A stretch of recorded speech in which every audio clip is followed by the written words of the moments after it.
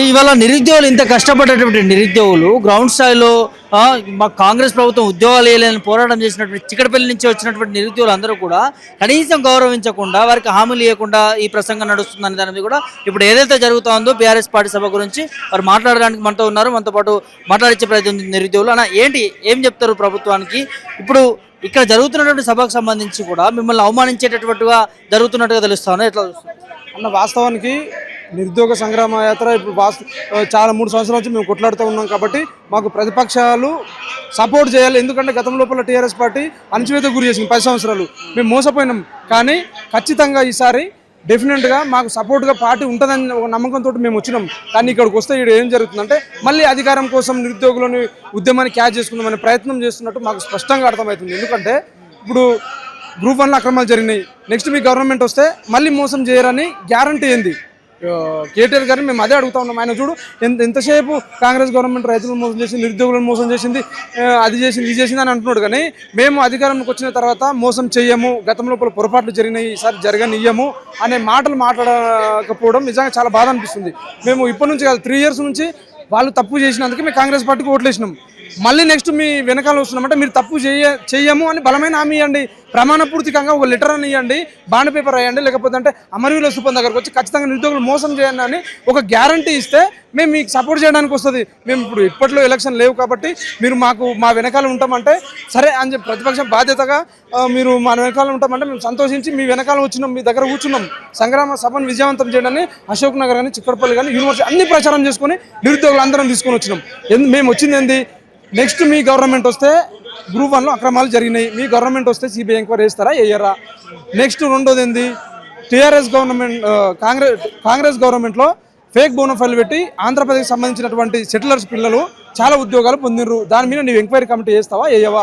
లేకపోతే నువ్వు ఏదో మైకుల ముందు అలా నిరుద్యోగ ఉద్యమాన్ని క్యాచ్ చేసుకొని మళ్ళీ నిరుద్యోగులను వాడుకుందామనే ప్రయత్నంలో భాగంగా ఆయన మాట్లాడుతున్నట్టు మాకు స్పష్టంగా అనిపిస్తుంది. కాబట్టి నిరుద్యోగులారా మీరు దయచేసి మళ్ళీ మోసపోవద్దు. ఇప్పటికే గత గవర్నమెంట్లో మోసపోయినాం, ఇప్పుడు మోసపోతున్నాం.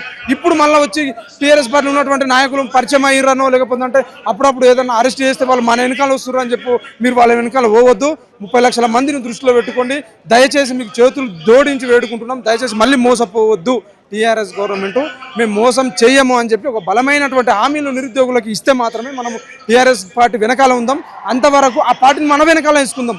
మనం ఉద్యమం చేస్తుంటే వాళ్ళు మా రోడ్ల మీద ఉద్యమం చేయాలన్నా ఈ ప్రెస్ మీట్లు, ఈ సభలేంది? సభలలో కూడా మేము ఏం ఆశించినామంటే 7 గంటల నుంచి మేము అందరినీ నిధులకు అందరినీ గ్యాదర్ చేసుకుని వచ్చి ఖచ్చితంగా మనకు జరిగిన అన్యాయాల మీద వాళ్ళు మాట్లాడతారు. వాళ్ళు ఒకవేళ నెక్స్ట్ గవర్నమెంట్లో వాళ్ళు వస్తారంటే వీటన్నిటి మీద కూడా ఖచ్చితంగా కమిటీలు వేసి దాని మీద యాక్షన్ తీసుకుంటారు. ఒక బలమైన హామీ ఇస్తారని నమ్మకంతో మేము వచ్చినాం. కానీ మళ్ళీ నువ్వు ఈ ప్రభుత్వాన్ని తిట్టి నువ్వు అధికారం రావడానికి మాట్లాడే మాటలాగా మాకు అర్థమవుతుంది. కాబట్టి నిరుద్యోగులందరూ కూడా అర్థం చేసుకోవాలి. దయచేసి మీ పార్టీ మాయలో పడొద్దు అని చెప్పి మేము వేడుకుంటున్నాం. ఎందుకంటే మోసపోయినాం, గతంలో మోసపోయినాం, ఇప్పుడు మోసపోయినాం, మళ్ళీ మోసపోవద్దు అనే కాన్సెప్ట్ తోటి మేము ఏం ఆశించి వచ్చారు? యువ సమగ్ర సదస్సుకి కూడా బీఆర్ఎస్ పార్టీ మీకు న్యాయం చేస్తారనే దాని మీద కూడా ఆశించి వచ్చిరా? ఇక్కడికి వచ్చి చూస్తే కేటీఆర్ అంతా కూడా రేవంత్ రెడ్డిని తిట్టడం, లేకపోతే ఇప్పుడున్నటువంటి ప్రభుత్వం చేసిన పాలన తప్ప నిరుద్యోగ అంశాలకు సంబంధించి చాలా తక్కువ మాట్లాడతాం. ఎట్లా కూడా వస్తుంది? అయితే మేము ఏం ఆశించి వచ్చినామంటే చాలామంది నిరుద్యోగులందరం కూడా గత గవర్నమెంట్ నుంచి మేము ఈ ఇబ్బందులకు గురైనాం. కాబట్టి ఈ గవర్నమెంట్ వస్తే మాకు న్యాయం జరుగుతుంది. మోసం చేసింది కాబట్టి ప్రతిపక్షం మన వెనకాల ఉంటుంది.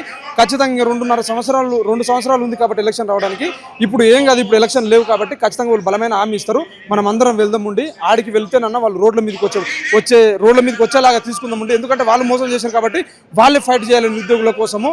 మనం ఎందుకు కేసులు వేసుకుందాం, మనం ఎందుకు పోలీసులతో దెబ్బలు తిందాం, వాళ్ళు పోలీసులతో దెబ్బలు తినాలి, వాళ్ళు కేసులు వేయించుకోవాలి అని చెప్పి ఇక్కడికి వచ్చి మేము మాట్లాడే ప్రయత్నం చేసినాం. వాళ్ళు ఎట్లా అంటే ఈ గవర్నమెంట్ విమర్శిస్తారు, గత గవర్నమెంట్ ఈ గవర్నమెంట్ విమర్శించింది, మళ్ళీ ఇప్పుడు ఏమో ఈ గవర్నమెంట్ విమర్శిస్తుంది. అంటే వాళ్ళు ఒకరినొకరు విమర్శించుకొని వాళ్ళ అధికారం రావడానికి మేము పిచ్చోళ్ళమా? ఇప్పుడేమో వయో పరిమితులు అయిపోతున్నాయి. ఆ పార్టీ ఇప్పుడు అన్ని పార్టీలు మోసం చేసినాయి. మాకు బలమైన హామీ ఇవ్వండి నాయన. బలమైన హామీ ఇస్తే లక్షలాది మంది నిరుద్యోగులు మీ వెనకాల ఉంటామంటే వాళ్ళు ఈ లక్షలాది మంది నిరుద్యోగులని కాంగ్రెస్ పార్టీ మోసం చేసింది కాబట్టి దాన్ని క్యాచ్ చేసుకుందాం, మళ్ళీ నిరుద్యోగులు అందరూ కూడా మా వెనకాల ఉంటారు అన్న మాటలు మాట్లాడుతూ ఉన్నారు. మేము ఏమంటా ఉన్నాం? కేటీఆర్ గారు మీరు మోసం చేశారు కాబట్టి మీరు మాకు నమ్మకం కలిగించండి. నమ్మకం కలిగించాలంటే మీరు అధికారంలోకి వచ్చిన తర్వాత ఏం చేస్తారు, లేకపోతే అంటే వీళ్ళ లేక దొంగ హామీలు ఇచ్చి మళ్ళీ అధికారంలోకి వచ్చినాక మళ్ళీ 5 ఏళ్ళు మమ్మల్ని బుగ్గాలని చేస్తారా? ఆయన మాట అట్లే ఉన్నాయి. మీరు ఇంత అరాచకాలు జరుగుతున్నాయి కాబట్టి మీరు గ్రౌండ్ లెవెల్ వచ్చి కొట్లాడండి. ఈ అక్రమాల మీద మీ ప్రభుత్వం వచ్చినాక మీరు ఏం చేస్తారో మాకు క్లారిటీ ఏంటంటే మళ్ళీ కాంగ్రెస్ ప్రభుత్వం తిట్టుక మీద సరిపోయిందట. ఆయన వాళ్ళ అధికారానికి వచ్చినందుకు ఏం చేస్తారని చెప్పట్లేదు. సో మేము అక్కడ నుంచి బయటకు వెళ్ళేసి వచ్చినాం. అక్కడ సభ జరుగుతుంది, మాకు క్లారిటీ అర్థమైపోయింది. ఈ పార్టీ కూడా మాకు నమ్మకం లేదు. టీఆర్ఎస్ పార్టీ మొన్నటి వరకు ఏంటంటే వాళ్ళు ప్రతిపక్ష బాధ్యతగా వాళ్ళని వాడుకుందాం, మా మీద పోలీసులు దెబ్బలు పడుతున్నాయి, మా మీద కేసులు అవుతున్నాయి, ప్రతిపక్షం వాళ్ళు కారణం కాబట్టి వాళ్ళ మీద ఇది చేద్దాం అనే ఉద్దేశంతో మేము వచ్చినాం. కానీ వీళ్ళేమో మళ్ళీ మమ్మల్ని క్యాచ్ చేసుకుందాం అని చెప్పి మాట పావులా వాడుకునే అదే అంశం కనిపిస్తుంది. 100% అదే కనిపిస్తుంది. కన్నా వాళ్ళు మాకు నిరుద్యోగులని మేము కాంగ్రెస్ పార్టీని అది టీఆర్ఎస్ పార్టీని మేము నమ్మి మేము వెనకాల వచ్చినప్పుడు మాకు మీరు బలమైన హామీలు ఇవ్వాలి. కానీ మీరు బలమైన హామీ లేకుండా ఎంతసేపు కాంగ్రెస్ పార్టీని కాదని అంటున్నాం. కాంగ్రెస్ పార్టీ కాదు, కాంగ్రెస్ పార్టీ మోసం చేసింది కాబట్టి మీ దగ్గరకు వచ్చినాం. మీరైనా స్పష్టంగా బలమైన హామీలు ఇస్తున్నారా మాకు? ఇప్పుడు సిబిఐ ఎంక్వైరీ, గ్రూప్ 1 అక్రమాలు జరిగినాయి, పేపర్ లీక్, ఇప్పుడు ఏది ఫేక్ బోనఫైడ్ల మీద ఎంక్వైరీ, 3 సంవత్సరాలు అయింది, 18 మంది నిరుద్యోగులు చనిపోయారు. వీటన్నిటి మీద మీరు నెక్స్ట్ అధికారంలోకి వస్తే సరే, అధికారంలోకి వస్తారు రాక పక్కకు పెడితే మేము అధికారంలోకి వచ్చినాక మొన్న పొరపాటు చేసినాం, నెక్స్ట్ పొరపాటు చేయము నిరుద్యోగులరా, మమ్మల్ని నమ్మండి అని ఒక మాట అంటేనన్నా మేము నమ్ముతాం. ఆయన ఎంతసేపు చూస్తే కాంగ్రెస్ పార్టీ కాబట్టి దీన్ని నిరుద్యోగులందరం కూడా తీవ్రంగా ఖండిస్తాం. నిరుద్యోగులరా మళ్ళీ మోసపోవద్దు. గత గవర్నమెంట్లో మోసపోయినాం, ఇప్పుడు మోసపోయినాం, మళ్ళీ ఒకసారి మోసపోవద్దు అనేది. మీలాంటి మిత్రులు కూడా అక్కడ ఉన్నారు కదా, ఇంద్ర నాయక్ కావచ్చు, చాలా మంది ఉన్నారు నిరుద్యోగులంతా కూడా.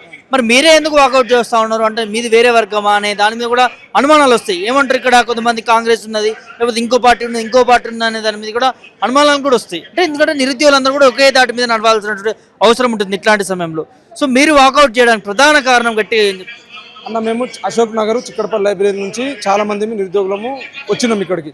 అయితే ప్రతి ఒక్క నిరుద్యోగులందరం సపోర్ట్ చేసినాం. తెలంగాణలో 30 లక్షల మంది ప్రతిపక్ష పార్టీ నిరుద్యోగుల కోసం కొట్లాడుతుంది. ఇప్పట్లో ఎలక్షన్ లేవు కాబట్టి దయచేసి మీరు అందరూ కూడా రండి అని మమ్మల్ని ఆహ్వానిస్తే వచ్చినాం. మేము అక్కడికి వచ్చిన తర్వాత ఏం ఆశించినామంటే ఎవరు కూడా ఆల్రెడీ మోసపోయినాం కాబట్టి ఈసారి టీఆర్ఎస్ గవర్నమెంట్ అధికారంలోకి వచ్చిన తర్వాత ఏం చేస్తుంది అనేది మాకు కావాలి. మీరు మళ్ళా కాంగ్రెస్ పార్టీ చేసినట్టు మళ్ళీ మీరు అడ్డమైన హామీలు ఇస్తే మీరు అధికారంలోకి వచ్చిన తర్వాత ఏం చేస్తారు అనేది హామీలు లేవు కదా. మేము అక్కడికి వచ్చి కూర్చున్న తర్వాత కేటీఆర్ నుంచి ఒకటి ఆశించి వచ్చినాం. మేము అందరము దూర ప్రాంతాల నుంచి, ఉమ్మడి 10 జిల్లాల నుంచి వచ్చినాం. మేము కేటీఆర్ నుంచి బలమైన హామీలు ఇస్తాడు అని చెప్పి ఒక నమ్మకంతో మేము వచ్చినాము. కానీ ఇక్కడ చూస్తే ఆయన మళ్ళీ పార్టీని విమర్శించడమే సరిపోయింది. మాకు ఇక నమ్మకం లేదు, మళ్ళీ వీళ్ళు కూడా మోసం చేస్తారేమో అనే ఉద్దేశంతో మేము బయటికి వెళ్ళినాం అంతే. ఇది ఓవరాల్గా మేము ఆశించి వచ్చినాం. బీఆర్ఎస్ పార్టీ మాకు న్యాయం చేస్తుంది, ఒకవేళ ఫ్యూచర్లో గవర్నమెంట్ ఏర్పడితే మాకు న్యాయం చేసి ఉద్యోగాలు ఇచ్చే దాని మీద హామీ ఇస్తుందేమో అనుకున్నాం. కానీ ఇక్కడికి వచ్చినాక కూడా ఇదే కాంగ్రెస్ పార్టీని తిడతా ఉన్నారు. సో ఇప్పుడు ఈ నిరుద్యోగులు పడుతున్నటువంటి దాని మీద కూడా ఈ గ్రూప్ 1 ఇష్యూస్ కావచ్చు, వివిధ సమస్యలు పడుతున్నటువంటి దాని మీద చాలా తక్కువగా మాట్లాడుతున్నారు. ఇదేదో డిఫరెంట్గా వెళ్తా ఉందన్న దాని మీద కూడా చాలా మంది నిరుద్యోగులు ఆ సభ నుంచి, ఆ స్టేజ్ నుంచి కూడా వాకౌట్ చేసినటువంటి నేపథ్యం కల్పిస్తా ఉంది. అందులో ముఖ్యంగా చిక్కడపల్లి లైబ్రరీకి సంబంధించినటువంటి నిరుద్యోగి వెంకటేష్ కూడా వాకౌట్ చేసి బయటకు వచ్చినాడు. మాకు న్యాయం కావాలి, ఈ రాజకీయ పార్టీలు మమ్మల్ని పావుగా వాడుకోకూడదు అనే దాన్ని కూడా ప్రధానంగా చెప్తా ఉన్నాడు. ఏ పార్టీ అయినా కూడా నిరుద్యోగుల పక్షాన నుండి నిరుద్యోగులకి ఉద్యోగాలు ఇచ్చి నిరుద్యోగ సమస్యల్ని సాల్వ్ చేసే దిశగా ముందుకు వెళ్ళాలి తప్ప పార్టీలే విమర్శించుకు వెళ్తా ఉన్నాయి, వాళ్ళ అధికారాలు చేదిక్కించుకుంటున్నారు తప్ప నిరుద్యోగులు ఎప్పుడు కూడా వెనకనే ఉండిపోతున్నటువంటి పరిస్థితి కనిపిస్తూ ఉంది. ఇకనైనా ఈ మార్పులు మానాలి. నిరుద్యోగుల అందరూ కూడా ఏ పార్టీకి కూడా మీరు తొత్తులుగా మనం ఉండకూడదు, ఏ పార్టీ సమక్షంలో మనం పనిచేయకూడదు. నిరుద్యోగులను ఎప్పటిలాగానే పోరాటం చేసుకుంటూ పోదాం, ఈ ప్రభుత్వం మీద దిగి వచ్చేంత కూడా పోరాటం చేసి మన హక్కులను సాధించుకుందాం అంటానికి కూడా నిరుద్యోగ చేసి నాయకుడు చిక్కడపల్లి నుంచి కూడా వెంకటేష్ మాట్లాడుతున్నటువంటి నేపథ్యం కనిపిస్తూ ఉంది. సామత ప్రభాకర్ పట్టణ మీద సరళ నుంచి.